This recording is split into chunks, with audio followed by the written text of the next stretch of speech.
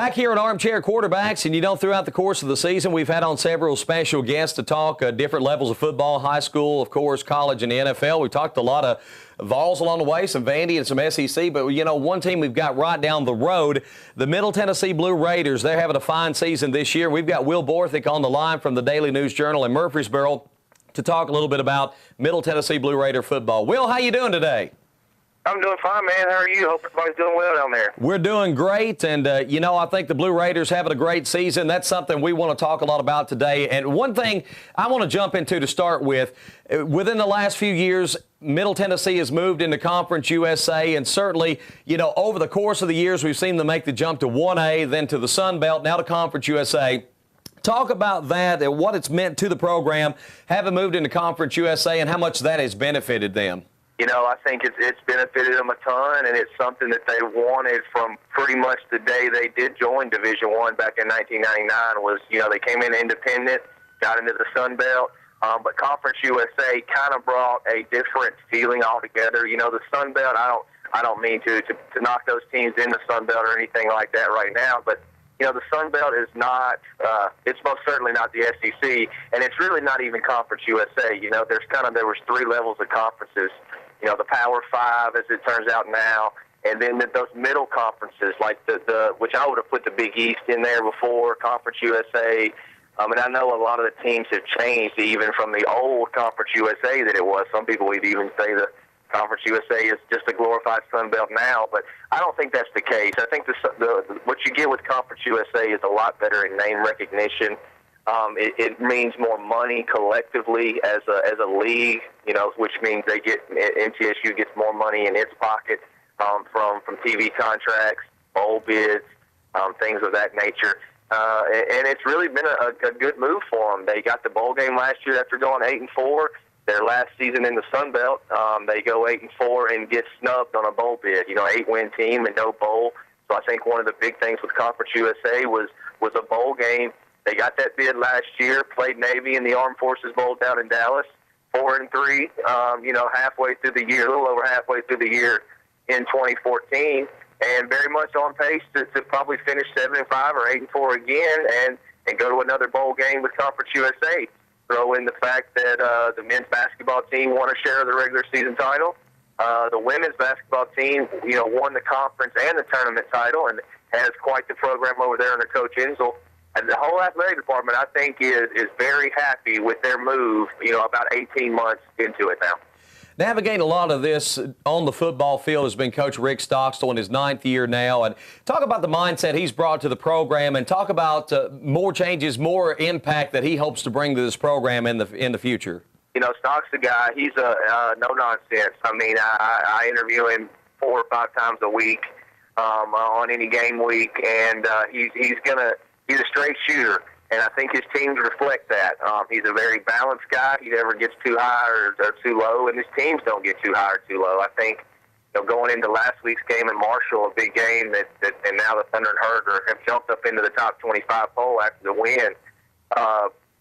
Stock was very, very adamant about it was just another game, and it sounds like coach speak, but he's a guy that really the emotion is subdued at best.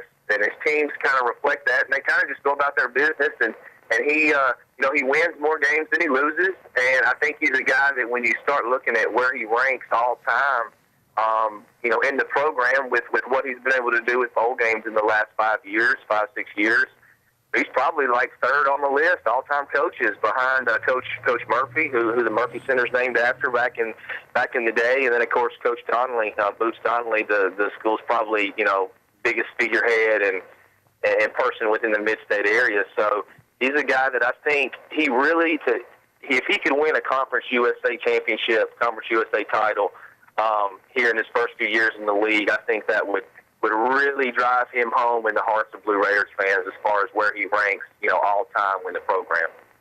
I can't help but look at Middle and see perhaps where they might be in a position or situation now in Conference USA where they could take on the stigma of a Boise State and try to draw that national attention like Boise State has done. Do you kind of see that same thing? I think they would love that, Chris. That's something that they, if in 5 years you came over there and you told Chris Massaro, the athletic director, so you said, hey, Chris, man, I tell you what, you sure remind me of TCU before they went to the Big 12, or Utah, or Boise State, or one of these schools that is, was the perceived mid-major. Your program reminds me of that. I think Chris Massaro would. I'd give you a big old hug. I mean, I think that's exactly where they're trying to get to. And that's not easy to do, because what Middle hasn't been able to do here, is lately, at least in the last 3 years, is be able to win a couple of those games against some of those big Power 5 schools to kind of put you on the national map. If they could find a way to get one of those wins, like, for instance, they play BYU in a couple weeks, if they could somehow pull that off, that would definitely help raise national awareness and kind of, as you move into Conference USA deeper down the road, 5, 6 years, I would absolutely think that they would want to be at Boise State, and I think it's a reasonable goal, too. I think it's not something that's out of the question either, and that's the important thing, really. Talk a little bit about, you actually got, you alluded to it earlier with Marshall. You got to see them firsthand this weekend. I watched most of the game on TV. They are obviously undefeated. Talk a little bit about what you were impressed with about Marshall and how good you think they may or may not be. Marshall, I tell you, the one thing that I was impressed with was their defensive line. And they didn't have a ton of sacks or anything like that. I mean, it wasn't a big statistical performance, but they've got some guys up front that can absolutely get it done, can fill some gaps, make big plays, in the backfield when they get that opportunity. And that's one of the key things I look at with a football team. How good are you in the trenches? And Marshall was very good in the trenches. And then the quarterback, Rakeem Cato, he was unimpressive in a way because he only completed about 50% of his passes, and I think he could definitely improve throwing, screens and some outs and some of the shorter routes. But he throws as pretty of a deep ball as I've seen thrown in college football this year. And he put it on some spots on Saturday for someone where only his receiver could catch it.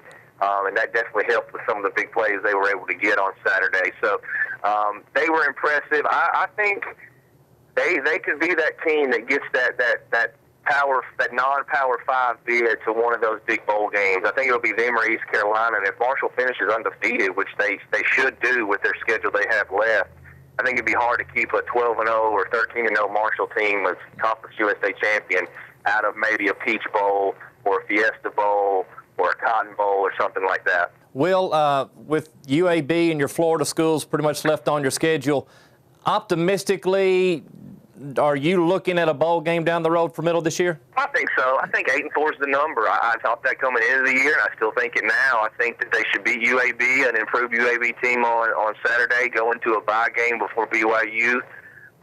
Probably lose to BYU, even though the Cougars are out without their starting quarterback. They lost him a couple weeks ago.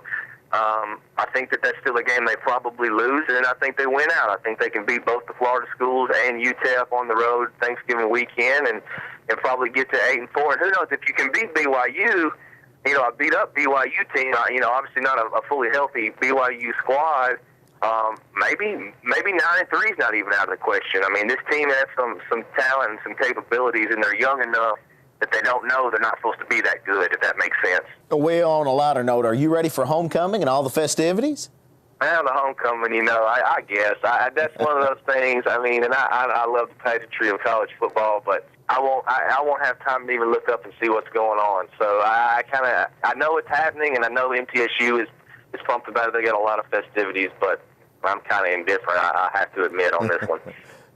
Well, we appreciate your time today. You know what? And we want to remind folks out there that I know we're kind of in the footprint of SEC country, but there's some darn good football being played over at Murfreesboro. And I know all of us would like to see fans, even if you follow an SEC school, make Middle your second team, if nothing else, because they play a pretty good brand of football over there. They really do. And, I mean, a 9-win team. I mean, think about it. There's no other football team. And I'm not a Middle. I went to UT. I'm a UT grad. I'm not a Middle homer, but they've got an opportunity to win 8, maybe 9 games, and there's not another team in this state that's playing college football that's probably going to win that many. So Coach Stockstill's got them going in the right direction for sure. They might be the only Tennessee team in a bowl game this year for sure. Will Borthick from the DNJ. Will, thank you so much for taking time to be with us today.